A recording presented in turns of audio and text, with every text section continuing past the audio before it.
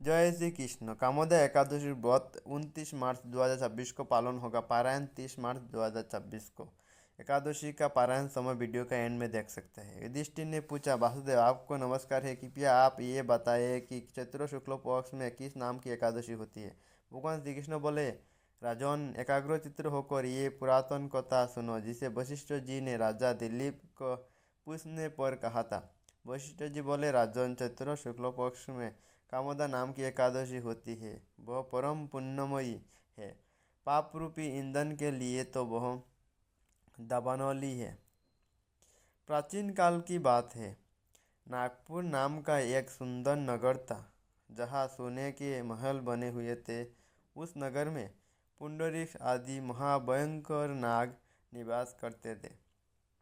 पुंडरीक नाम का नाग उस दिन वहाँ राज्य करता था।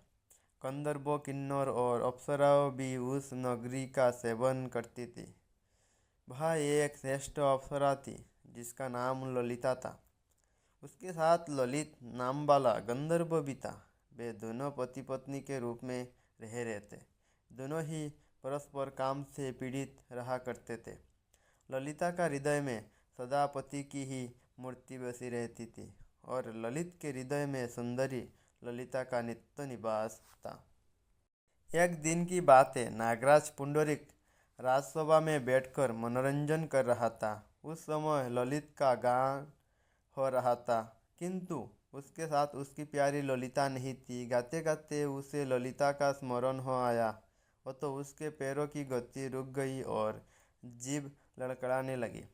नागों में श्रेष्ठ कर्कटक को ललित के मन का संताप ज्ञात हो गया, और तो उसने राजा पुंडरीक को उसके पैरों की गति रुकने और गान में त्रुटि होने की बात बता दी। कर्कटक की बात सुनकर नागराज पुंडरीक की आंखें क्रोध से लाल हो गई।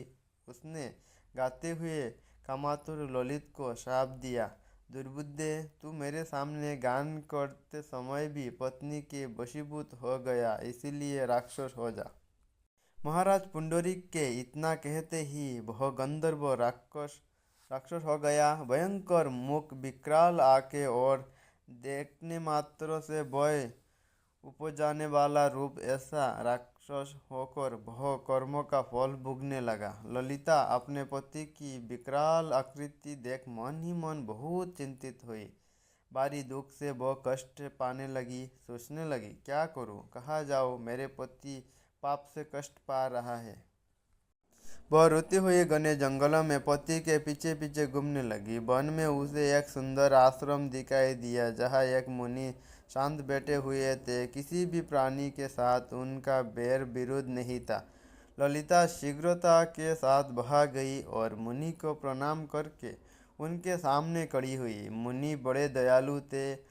उस दुखिनी को देखकर वे इस प्रकार बोले, सुबे, तुम कौन हो, कहाँ से यहाँ आई हो, मेरे सामने सच सच बताओ। ललिता ने कहा, महामुने, वीरदंबा नाम वाले एक गंधर्व है। मैं उन्हीं महात्मा की पुत्री हूँ। मेरा नाम ललिता है। मेरा स्वामी अपने पाप दोष के कारण राक्षस हो गए हैं। उनकी ये अवस्था देखकर मुझे चैन नहीं है। ब्राह्मण, इस समय मेरा जो कर्तव्य है वह बताइए। प्रियवर, विप्रवर, जिस पुण्य के द्वारा मेरे पति राक्षस बाप से छुटकारा पाया जाए, उसका उपदेश कीजिए। ऋषि बोले, भद्रे, इस समय चैत्र माह के शुक्ल पक्ष की कामोदा नाम एकादशी तिथि है, जो सब पापों को हरने वाली और उत्तम है। तुम उसी का विधिपूर्वक व्रत करो, और इस व्रत का जो पुण्य हो उसे अपने स्वामी को दे डालो। पुण्य देने पर क्षण भर में ही उनके शाप का दोष दूर हो जाएगा।